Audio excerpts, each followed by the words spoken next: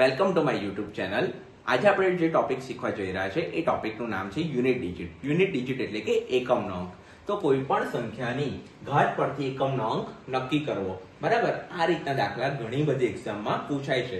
તેના માટે આ એક ટેબલ છે જે ખૂબ જ મહત્વનું ટેબલ છે જે તમારે યાદ રાખવાનું છે. તો આ ટેબલને આપણે સમજીએ.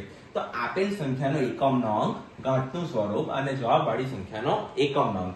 માની લો કે કોઈ આપણને એક સંખ્યા આપેલી હોય અને એનો એકમનો અંક 0 હોય, પછી એની ઘાત એકી હોય અથવા તો બેકી હોય, તો જે જવાબ આવશે તે સંખ્યામાં પણ એકમનો અંક 0 જ રહેશે.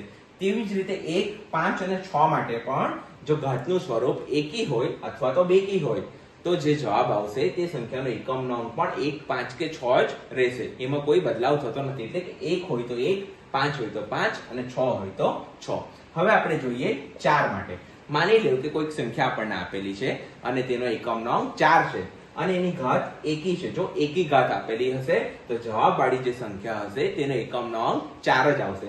અને જો બેકી ઘાત આપેલી હશે અને જવાબવાળી જે સંખ્યા હશે તેનો એકમનો અંક 6 આવશે. હવે એવી જ રીતે 9 માટે જોઈએ. તો 9 માટે એકી ઘાત આપેલી હશે તો જવાબવાળી સંખ્યાનો એકમનો અંક 9 આવશે અને બેકી ઘાત આપેલી હશે તો જવાબવાળી એકમની સંખ્યાનો અંક 1 આવશે. હવે કયા બાકી રહી ગયા? તો કે 2, 3, 7 અને 8. તો 2, 3 અને 7 માટે શું કરવાનું છે કે આપેલી જે ઘાત હોય તેને 4 વડે ભાગવાનું છે. બરાબર, જો શેષ 0 વધે તો આપણે 4 ને જ ઘાત ગણી લેવાની છે. અને જો શેષ માની લો કે શેષ 2, 3, 4, 5, 6 જે કંઈ પણ નવી શેષ આવે તો તેને આપણે ઘાત ગણી લેવાની છે. તો આપણે આને થોડાક દાખલા દ્વારા સમજીએ તો તમને વધારે આઈડિયા આવશે. તો આપણે દાખલો પહેલો લઈએ છીએ 113 ની 456 ઘાત. તો મિત્રો અહીંયા એકમનો અંક જોવાનો છે. અહીંયા એકમનો અંક છે 3. એટલે એકમનો અંક 3 હોય, બરાબર, તેની જે ઘાત છે તેને આપણે 4 વડે ભાગવાની છે. તો આપણે 456 ને 4 વડે ભાગીએ. 4 એકા 4, 4 માંથી 4 જાય તો 0, આ 5 ને નીચે ઉતાર્યો, 4 એકા 4, 5 માંથી 4 જાય તો 1 અને અહીંયા 6. તો 4, 6, 16. તો અહીંયા આપણે શેષ જોવાની છે. અહીંયા આપણને શેષ શું મળી? અહીંયા આપણને શેષ શૂન્ય મળે છે. જો શેષ શૂન્ય મળે તો 3 ની આપણે 4 ઘાત ગણી લેવાની. તો 3 ની 4 ઘાત તો શું જવાબ આવશે? 3 ની 4 ઘાત એટલે 81 જવાબ આવશે. હવે આની અંદર આપણને એવું પૂછવામાં આવે કે આપેલ સંખ્યા કે નવી મળતી સંખ્યાનો એકમનો અંક કયો છે? તો અહીંયા એકમનો અંક 1 છે. એટલે આપણને આ શું મળી જાય? જવાબ મળી ગયો. બરાબર, જવાબ આપણો આની અંદર 1 આવશે. હવે આવો જ આપણે બીજો દાખલો જોઈએ.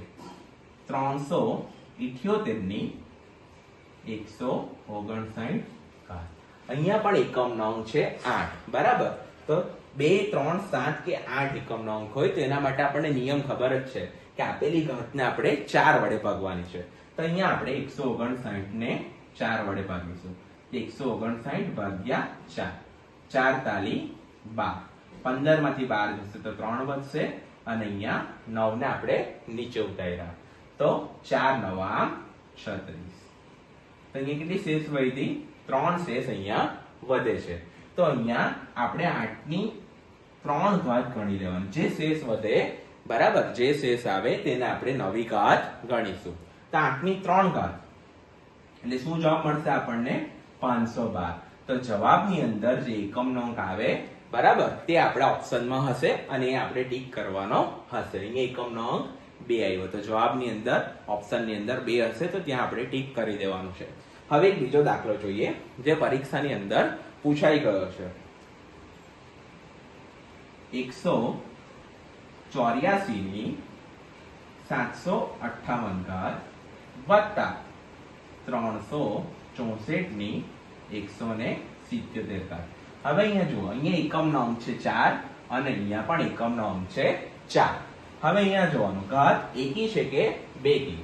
તો અહીંયા એકમનો અંક છે 0, 2, 4, 6 કે 8 હોય, બરાબર છે, તો એને સંખ્યા કહેવાય બેકી સંખ્યા. એટલે અહીંયા ઘાત આપેલી છે બેકી. તો જ્યારે એકમનો અંક 4 હોય અને ઘાત બેકી હોય તો આપણે કેટલો જવાબ ગણવાનો છે? એકમનો અંક 6 આવશે. બરાબર, એટલે હું અહીંયા ડાયરેક્ટ લખી દઈશ 6. તેવી જ રીતે અહીંયા જોવાનું છે. અહીંયા પણ એકમનો અંક 4 છે અને એની ઘાત આપેલી છે તે એકી સંખ્યામાં છે. બરાબર, તો ઘાત એકી સંખ્યામાં હોય અને એકમનો અંક 4 હોય તો આપણે જવાબવાળી સંખ્યાનો એકમનો અંક કેટલો આવશે? 4 આવશે. તો 6 વત્તા 4 10 એટલે જે જવાબ આવશે તેનો એકમનો અંક થશે 0.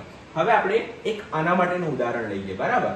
તો આના માટે એક દાખલો છે 6n ની એકમનો અંક કયો હશે?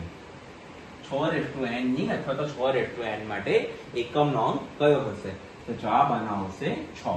અને 6 ની એકી ઘાત હોય, બેકી ઘાત હોય અથવા તો કોઈ પણ નંબરની ઘાત આપેલી હોય, જ્યારે એનો એકમનો અંક આવશે તેના જવાબમાં 6 જ આવશે, બરાબર?